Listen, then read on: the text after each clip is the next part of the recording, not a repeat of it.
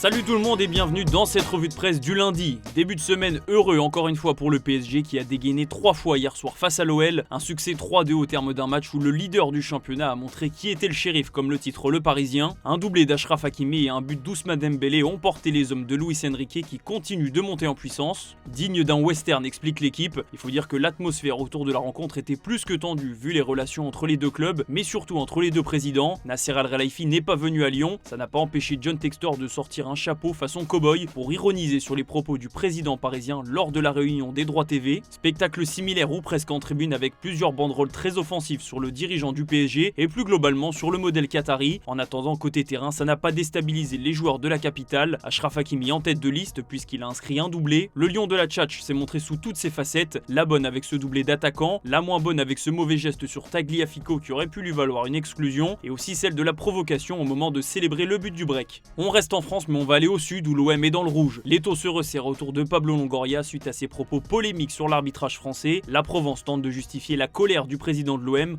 en listant les matchs où Marseille a pu être défavorisé, Auxerre étant la goutte de trop. 11 rencontres sont évoquées, c'est pour cette raison que Pablo Longoria a craqué samedi soir. L'équipe le rappelle dans son journal du lundi. Pas question pour l'OM de lâcher son président, même si tout le monde reconnaît au club que le terme corruption est regretté. En attendant, la direction marseillaise campe sur ses positions et compte toujours viser l'arbitrage qu'elle juge très souvent défavorable au club. Forcément, Pablo Longoria s'expose à des sanctions et elles pourraient être sévères. D'après l'équipe, le dirigeant espagnol pourrait être suspendu pendant plusieurs mois et la situation est telle que la LFP pourrait trancher dès ce lundi sur son cas. Une décision qui serait historique forcément, mais vu la situation, la Ligue doit réagir au plus vite. Évidemment, pendant cette suspension, Longoria ne pourra plus siéger à la LFP où il est membre du conseil d'administration. Un dérapage qui dérange, ajoute le quotidien. Les propos du président marseillais ont choqué bon nombre de dirigeants de Ligue 1 et forcément tous les arbitres. D'ailleurs, Jérôme Brizard a annoncé hier que tous les arbitres centraux du championnat iraient porter plainte pour diffamation dès ce lundi. Bref, l'affaire est loin d'être bouclée pour l'OM et son président, surtout que pendant ce temps, la prestation sportive n'a pas été évoquée et pourtant elle n'a pas rassuré, ce qui a permis à l'OGC Nice, vainqueur facile de Montpellier,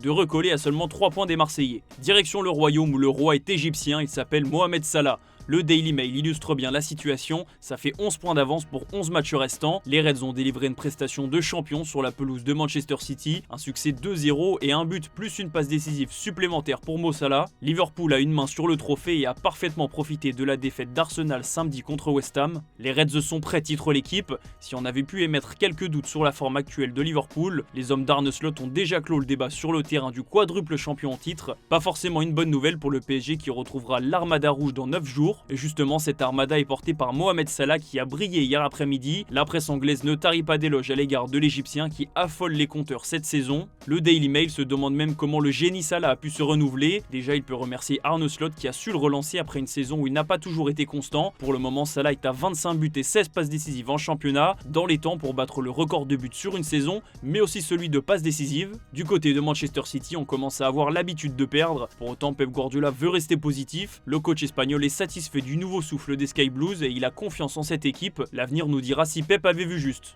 Pas de jeunesse à la une du journal AS, mais le seul et l'unique Luka Modric, 39 ans et auteur d'un but splendide hier avec le Real Madrid. Carlo Ancelotti lui a dit qu'il pouvait rester au club autant qu'il le voulait. Même à 39 ans et avec un statut de remplaçant assumé, le Croate n'a rien perdu de sa qualité technique et ce n'est pas le gardien de Gérone qui dira le contraire. Le génie titre AS, dans un match compliqué, la lumière est venue d'une frappe de loin et il fallait ça pour réveiller le Real. Marca va encore plus fort et parle d'un trésor divin. La force du Real Madrid a été de conserver le milieu de terrain croate dans un rôle différent mais qui lui permet toujours de briller par intermittence, et ce but pourrait avoir son importance parce que le Real reste au contact du leader barcelonais. En parlant du Barça, Mundo Deportivo fait le point sur l'avenir de Lamine Yamal. La une est très claire, 2030 annonce le quotidien catalan, la pépite espagnole n'a qu'une seule envie, prolonger dans le club de sa vie jusqu'en 2030, elle ne veut même pas entendre parler des autres offres, de quoi mettre un stop à plusieurs grandes écuries qui étaient à l'affût d'un éventuel départ. Dedans on retrouvait le PSG forcément, les deux clubs de Manchester, Liverpool et plus surprenant le Real Madrid. On aurait eu du mal à imaginer Lamine Yamal porter le maillot du rival historique, ça ne devrait pas arriver. Lamine Yamal l'avait annoncé la semaine dernière dans ces mêmes colonnes, sa prolongation devrait arriver au moment de ses 18 ans, donc en juillet prochain. En attendant, le crack de 17 ans continue de montrer tout son talent, et ce malgré les fautes qu'il subit, 48 cette saison, un record en Liga. Enfin, un petit détour par l'Italie, la défaite de Naples hier contre Como a permis à l'Inter de repasser en tête,